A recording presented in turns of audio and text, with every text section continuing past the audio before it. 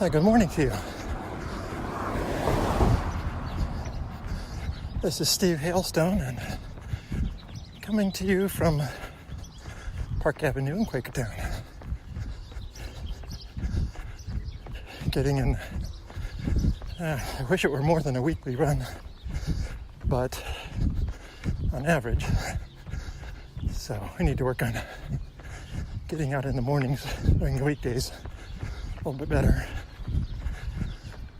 But it is Saturday, the last day of June. Celebrated my 31st anniversary 3 days ago.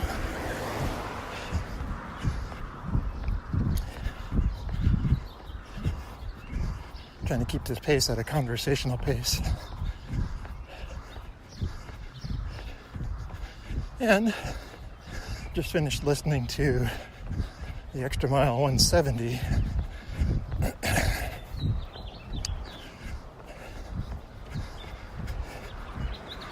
Kevin was talking about how so many people start off with a weather update. My interest in weather goes way, way back. I grew up in Southern California, and we didn't have a lot of variety. I would say we had heat, rain, smog, and ashes. And the ashes were the result of large-scale fires. And that has never lit up. But we didn't have cold weather. Maybe when I was in my early high school years, besides getting the newspaper, the LA Times, and tracking the weather, which was pretty consistent from day to day, I started watching a program on PBS, or the local PBS station,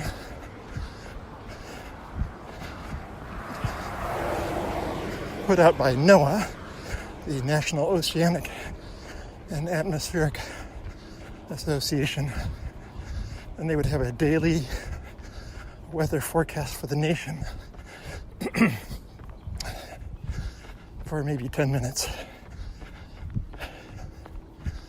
And I watched that a lot. So I remember one of my writing papers in high school, I tried to study thunderstorms.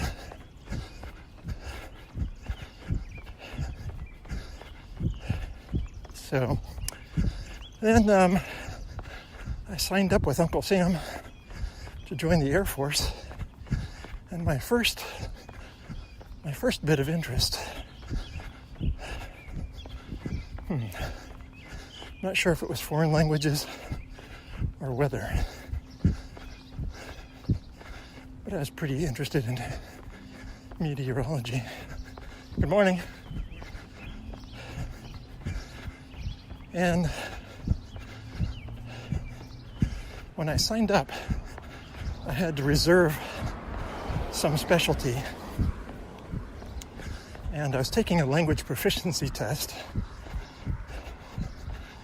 And my first selection, if that didn't work out, was meteorology. But that was not available. There were no spots open. So I think I chose electronics or computers or something that didn't have much of a future in the 80s. So instead I was proficient enough.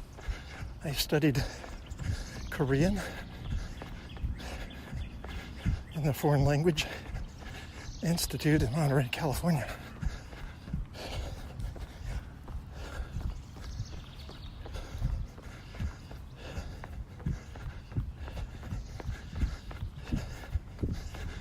And kind of lost sight of the weather for a while.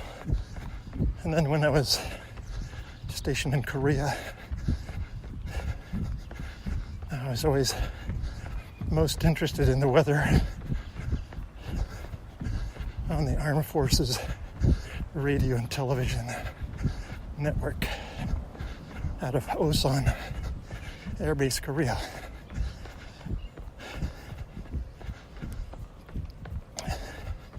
For Father's Day this year, I got a replacement rain gauge. My old one had cracked. First at my fault, leaving it out too far into the fall. Water got in, froze, expanded, and caused a crack. I patched the crack. It lasted a couple more years. And then the whole thing just, from exposure to the sun, just gave up. So that was replaced on Father's Day this year. So that's my background of interest in the weather. My mom said once I left Southern California to where they have real seasonal changes, I'd probably not be back. And that's held true.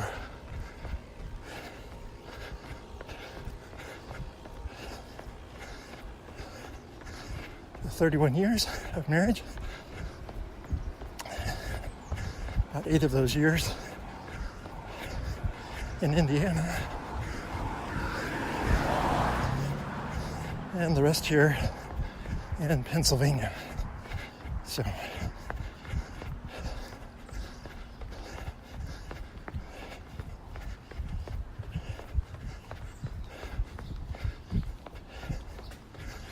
our forecast for today, sunny skies, 95, I think with low humidity. So when I started out, it was probably in the upper 60s.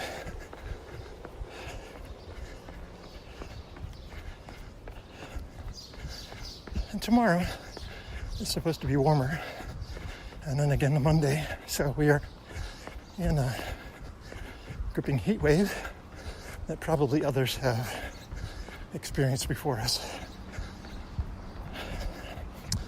Let's see, last night my wife and I went to an off-Broadway play, a little theater in New Hope, Pennsylvania called the Bucks County Playhouse. And it was I think they called it a review, which I would think of it as a preview, where it wasn't opening night. They said there may be imperfections, lines forgotten, what have you. But oh my goodness, really, really good talent. The play was called 42nd Street.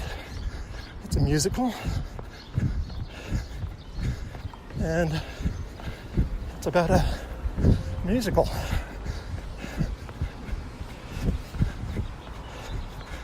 About a hopeful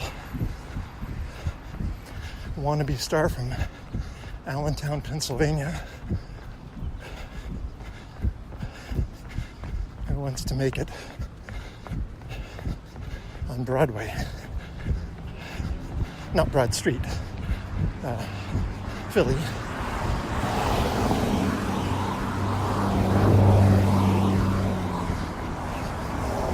Though that's part of the plot too.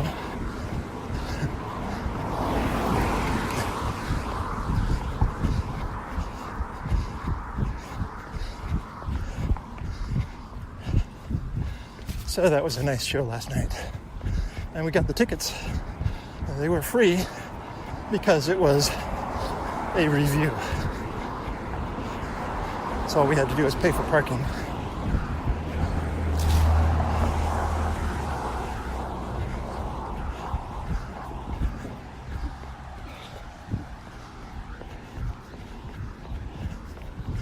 All right.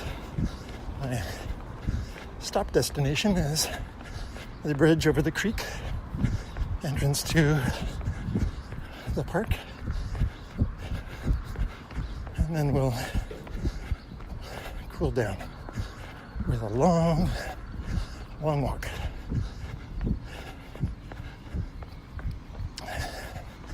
Later today, my wife and I are helping serve a wedding reception dinner.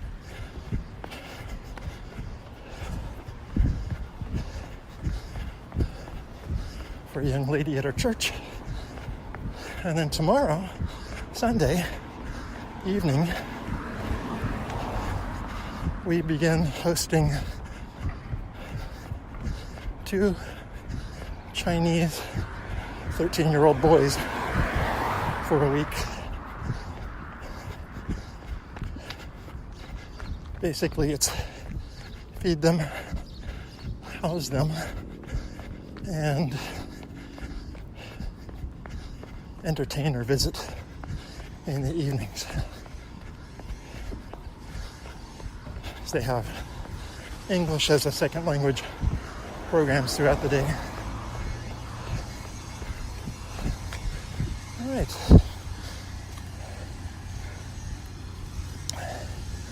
We are across the bridge.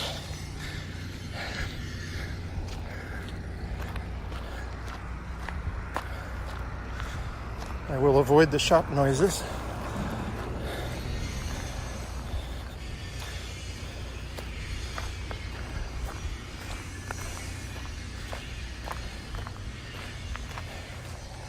And now catch my breath. All right.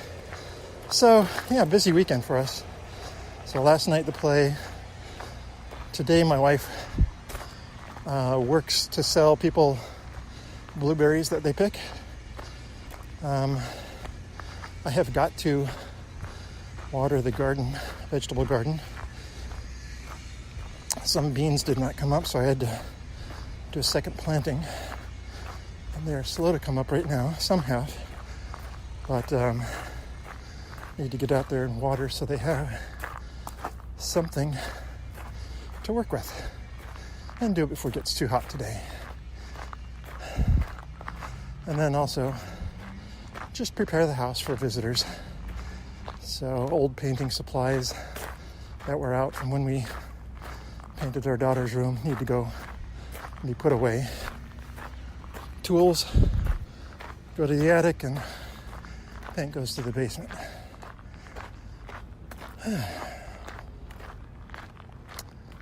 All right, so that kind of catches you up in the short term. I have a pair of new Merrell vapor gloves arriving today. I'm excited about that. My other Merrell barefoots, which I think are the ancestor of the vapor glove, I've had for 5 years, and they really held up. As far as I use them to walk around. I don't run in them anymore, but I've used them for walking around, and they really have done a great job. Tough. Early on, I remember wearing them through icy water and not really getting a wet foot too much. So it's got a mesh that lets it breathe, but didn't really let the water in too much. So I was pleased with that. Anyway, I had enough credit in my PayPal account where we didn't have to affect the bank account. So with that, my wife is pleased.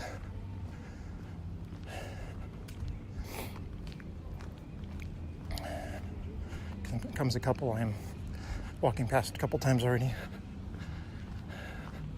Good morning to you. Morning.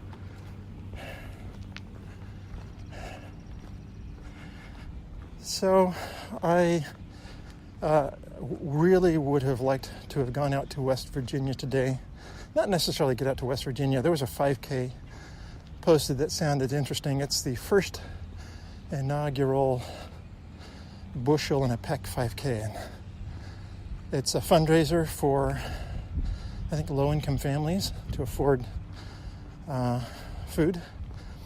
and sponsored by farmers markets and things like that. And I think maybe you pick up produce along the route. How that's done, it sounded interesting, but with all the other things going on today, one, a 3-hour drive, it's a long way just for a 5K.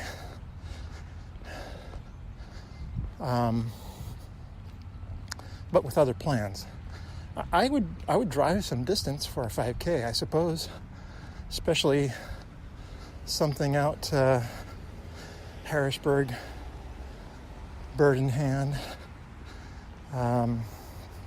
York direction. So our friends who live out there, JD, Dwayne, Nate. I know there's some ladies I'm not thinking of. Connie, I think, is north of me, Connie. But anyway, that would be fun, just to meet up. But I always have to look and see what finances are doing, what's due, where I'm going, what else I'm doing, what my responsibilities are. So that always seems to conflict. Hopefully not always. But there is a local 5K, couple of them back to back. July 21st is the Pride of Quakertown Dash and Dip. So you run a 5K and then you get access to the public pool all day. I think I've run that 3 times. It was my first 5K since starting running again in 2012. Gosh, I really haven't made a lot of progress in all these years.